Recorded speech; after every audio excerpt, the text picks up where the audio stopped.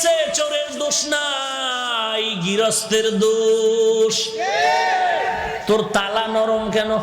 চোরায় চুরি করতে ঢুকছে, দেওয়াল বইরা এক চোরায় মারা গেল, আর এক চোরায় আদালতে মামলা দিছে, বাড়িওয়ালার ফাঁসি চাই। কেন আমার সাথে চোরা মরলো কেন? দেওয়াল নরম করলো কেন? মহামান্য আদালত এমন মগা, মামলা আমলে নিয়ে ডাকছে বাড়িওয়ালার ডাইকা, কয় তোর ফাঁসি হবে। কেন স্যার? কয় দুই চোরায় চুরি করতে ঢুকছে, এক চোরায় তোর দেওয়াল পরে মারা গেল, তুই দেওয়াল নরম করে উঠাইলি কেন? বাড়িওয়ালা কয় স্যার মাফ করবেন, আমার কোনো দোষ নাই, এই দেওয়াল আমি উঠাই নাই, রাজমিস্ত্রি উঠিয়েছে। মহামান্য আদালত কয় তুমিও খালাস। কই রাজমিস্ত্রির ডাক। স্যার বলে স্যার নাই, এক্ষুনি ফাঁসি। বলে কেন? কথা শুনেন, কি সমস্যা? বলে দেওয়াল নরম করে উঠাইলি কেন? বলে দেওয়াল উঠাইছি আমি, তবে নরম আমার কারণে হয় নাই, যেই যোগালি আমার এই মিলাই দিছে, পানি বেশি দিছে, নরম হয়ে গেছে, আমার কোনো দোষ নাই। মহামান্য আদালতকে তোর মাফ করে দিলাম। ধর যোগালি কই, এটারে না লাগা আদালত, এই তুই পানি নরম করে বালু দিলি কেন?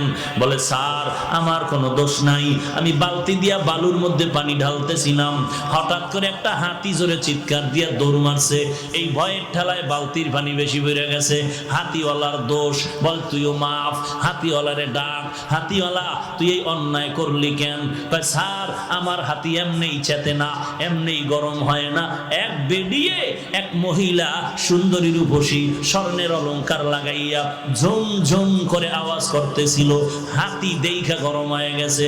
তুমিও মাফ। মহিলার ঝুনঝুনালারে ডাক, মহিলা ডাকছে, এই ম্যাডাম তোমার ফাঁসি হবে। বলেন কি ম্যাডামের ফাঁসি হবে? বলে হ্যাঁ। কেন? বলে তোমার ঝুনঝুন আওয়াজে হাতি গরম হয়েছে, চোরায় মারা গেছে। বলে আমার ঝুনঝুন আওয়াজ তো আমি বানাই নাই, এই দোষ সব স্বর্ণকারের। এই আওয়াজ কেন আমার দোষ? বানাইছে কে? স্বর্ণকার। তুমিও খালাস। স্বর্ণকার লাব্বাইক। কেন অস্ত্র বানাইলি এইভাবে আওয়াজ দেনেওয়ালা? স্বর্ণকার এবার তো কোনো দেয়ালে পেট থেকে গেল, এখন আর কোনো জবাব নাই। স্যার কিছু করার নাই, বানাইছি তো বানাইছি। বলে এখন তোর ফাঁসি হবে। বলে কই এর ফাঁসি আমার গলায় আসলো কেন? কি এর ফাঁসি? বলে পরে ফাঁসির পরে জানা যাবে, এখন ফাঁসি হবে। কোনো কথা নাই। কপাল বড় খারাপ, ফাঁসির মঞ্চে যখন স্বর্ণকারের নেওয়া হলো, ফাঁসির মঞ্চে যখন দাঁড়ায় গেল, ফাঁসির মঞ্চে গিয়ে দেখে মারাত্মক সমস্যা, ফাঁসির রশির সাথে গলা মিলে না, রশির ফাঁকা বড়, গলা চিকন। এইবার বলে বাদশা নামদার কি করা যায়? কয় এর গলার সাথে রশি মিলে না, কয় এটারে বাদ দিয়া এই দেশে খুঁজা দেখ যার গলা মোটা, এটারে ঢুকা। এমিহা আমার বানানো কথা না, হাকিমুল উম্মত আশরাফ আলী থানভীর লেখা কথা। হায় হায় হায় হায়, দেশের মুরগি সব গরম হয়ে গেছে। শিয়াল পণ্ডিতের বিরুদ্ধে মামলা। কি খবর?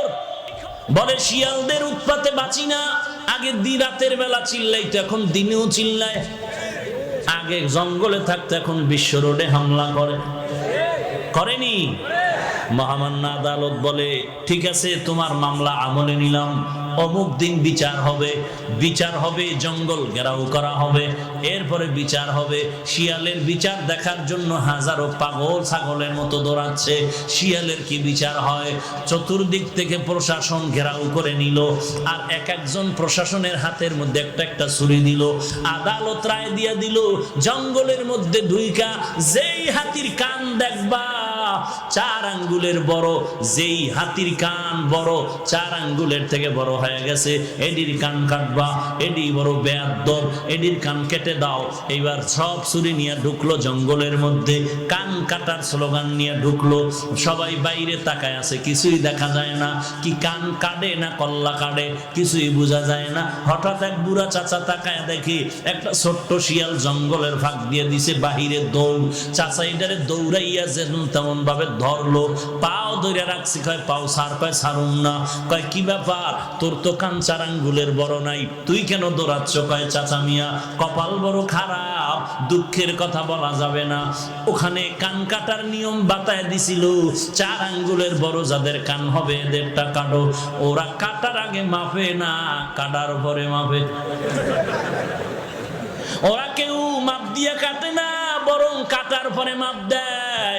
এটা জুলুমের সর্ব হয়ে গেছে।